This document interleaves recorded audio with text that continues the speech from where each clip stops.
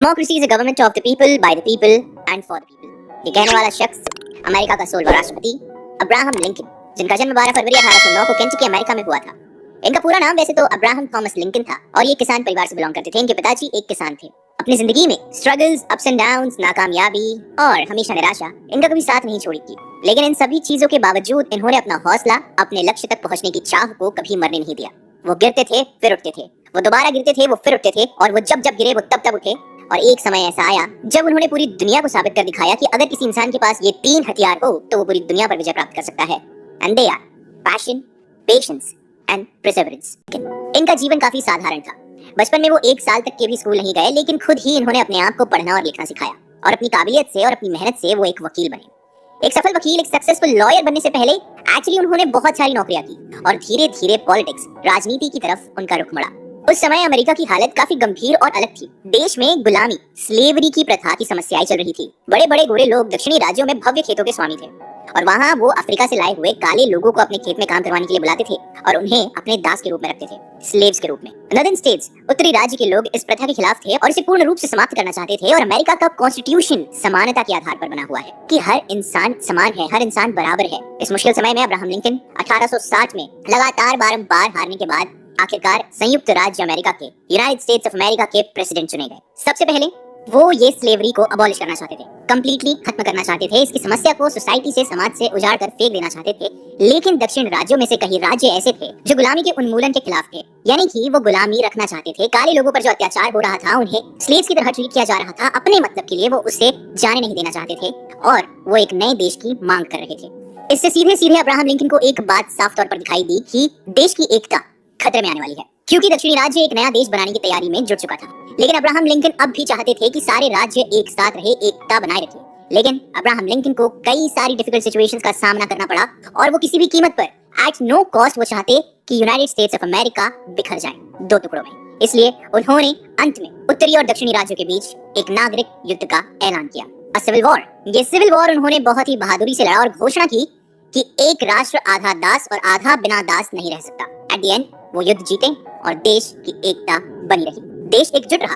4 मार्च 1865 Abraham Lincoln की दूसरी शपथ समारोह की तारीख। आज उन्होंने शपथ ली और शपथ लेने के बाद उन्होंने एक भाषण दिया। वो भाषण काफी मशहूर हुआ।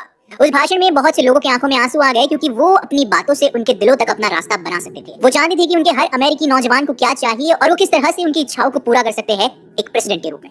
वो एक बात सीधे तौर पर साफ कर देते कि वो किसी के खिलाफ नहीं थे और चाहते थे कि सारे लोग, सभी समुदाय के लोग अमेरिका में शांति से जीवन बिताएं। 1862 में इनफैक्ट उन्होंने घोषणा की थी कि सभी लोग अब दास मुक्त रहेंगे, नो स्लेवरी। इसी से लिंकन लोगों के बीच काफी लोकप्रिय रहा। अपनी जिंदगी में बार बार असफलताओं का मुंह देखने के बाद, सामना करने के बाद अब्राहम लिंकन आखिरकार अमेरिका के आज तक के सबसे सफल, लोकप्रिय और सबसे चाहे जाने वाले राष्ट्रपति बने। और यहाँ तक कि अमेरिका के पूर्व राष्ट्रपति बराक ओबामा की भी ऑल टाइम फेवरेट प्रेसिडेंट है अब्राहम लिंकन। वे संयुक्त राज्य अमेरिका, यानी यूनाइटेड स्टेट्स ऑफ अमेरिका के ऐसे लेजेंडरी और महापुरुष थे जिन्होंने अपने देश और समाज की भलाई के लिए अपना पूरा जीवन समर्पित कर दिया। लिंकन कभी भी धर्म के बारे में चर्चा नहीं करते थे, नेवर एवर, और किसी चर्च के संबंध में भी बात नहीं करते थे। एक बार का किस्सा है, जब उनके किसी मित्र ने उनसे धार्मिक विचार के बारे में पूछा तो लिंकन ने सीधा एक जवाब दिया। बहुत पहले मैं इंडियाना में एक बूढ़े आदमी से मिला जो ये कहता था कि जब मैं कुछ अच्छा करता हूँ तो अच्छा अनुभव करता हूँ और जब बुरा करता हूँ तो बुरा अनुभव करता हूँ। मेरा यही धर्म है और मेरा भी यही मानना है कि इंसान के सिर्फ 2 धर्म होते हैं, 2 प्रकार के लोग होते हैं, एक अच्छा करने वाले लोग और एक बुरा करने वाले लोग। वैसे अब्राहम लिंकन साहब की एक और क्वालिटी थी और वो ये थी कि उनकी ऊंचाई काफी उम्दा थी।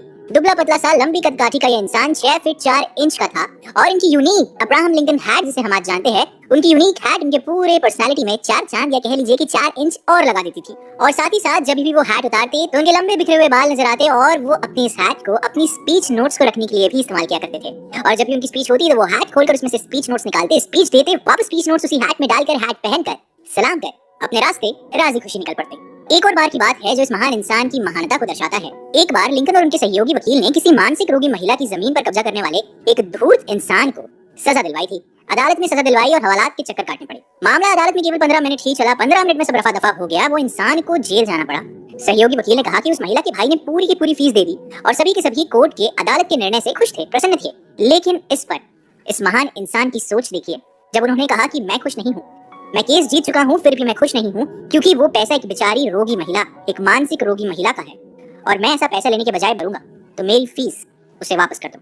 यहाँ पर उन्होंने दिखाया कि पेशा अपनी जगह और इंसानियत अपनी जगह, और शायद यही एक रीजन था बहुत बड़ा कि अमेरिका के इतिहास में उनका इतना बड़ा हाथ रहा है, एक बिखरते हुए देश को मिलाने का, स्लेवरी जैसे पाप को हटाने का और लोगों को जीने का एक नया जरिया और एक नई दिशा को प्रदान कराने का। बनाता है उन्हें वो एक नाम जो सदा अमर है, अब्राहम लिंकन। इस दुनिया में कोई भी इंसान अपने दिल से, पूरे मन से, पूरी सच्चाई के साथ कोई भी काम कर ले, लेकिन वो फिर भी सभी लोगों को खुश नहीं रख सकता, और इसका सबसे बड़ा एग्जाम्पल है उनका assassination. Abraham Lincoln United states of America के पहले प्रेसिडेंट बने जिन्हें असैसिनेट किया गया, यानी कि जिनकी हत्या की गई। सिविल वॉर में मिली हार के बाद साउथ बहुत ही गुस्से और दुख से भरा बैठा था। पहले उनका प्लान था कि अब्राहम लिंकन को किडनैप किया जाए, लेकिन दूसरी बार प्रेसिडेंशियल इलेक्शन जीतने के बाद में उनका ये प्लान उन्हें असैसिनेट यानी कि उन्हें मरवाने में बदल गया। अप्रैल 14, 1865 प्ले था अवर अमेरिकन कजिन और जगह फोर्ट्स थिएटर वॉशिंगटन डीसी में। लिंकन अपनी वाइफ मैरी लिंकन के साथ प्ले देख रहे थे, अपने पर्सनल बॉक्स में अपनी रॉकिंग चेयर पर बैठे हुए, जो खासकर उनके लिए चुनी गई थी।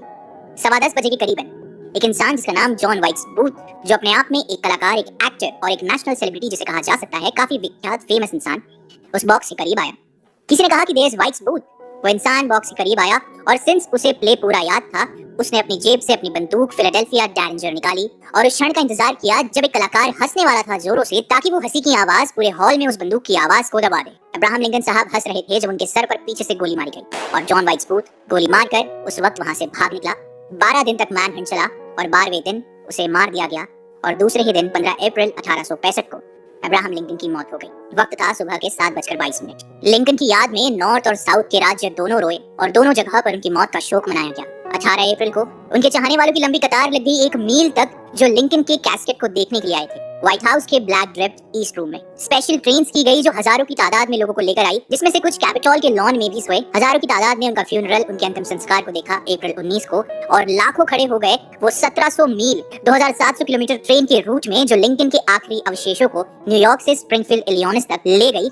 अक्सर यूं ही ट्रैक्स के साइड में खड़े हुए, ट्रिब्यूट्स हाथ में बैंड्स, बॉनफायर्स और यूं ही लिंकन की यादों में अपने गीत गाते हुए। इस प्रकार की ऐसी अभिव्यक्ति थे अब्राहम लिंकन, जिन्होंने हर इंसान को यह सिखाया कि जिंदगी तुम्हें हर बार हराएगी, हर बार जीतने का मौका नहीं देगी और तुम्हें यह महसूस कराएगी कि तुम कुछ नहीं कर सकते, लेकिन हर बार उस हार के बाद वापस उठना, वापस चलना और वापस अपने हौसले को, अपनी हिम्मत को और अपने सपने को बरकरार रखते हुए आखिरी सांस तक उसके लिए लड़ोगे तो वाकई अपनी मंजिल तक पहुंचोगे और दुनिया तुम्हें ऐसे याद रखेगी कि तुम क्या जिए थे और क्या मरे थे, जी कर भी जिए और मर कर भी अमर रह गए। ऐसी जिंदगी, ऐसी जिंदगानी निभाई और अपने आप को अमर कराया हम सभी की यादों में, अपनी शख्सियत, अपने चरित्र और अपने बलिदानों द्वारा। नाम है अब्राहम लिंकन।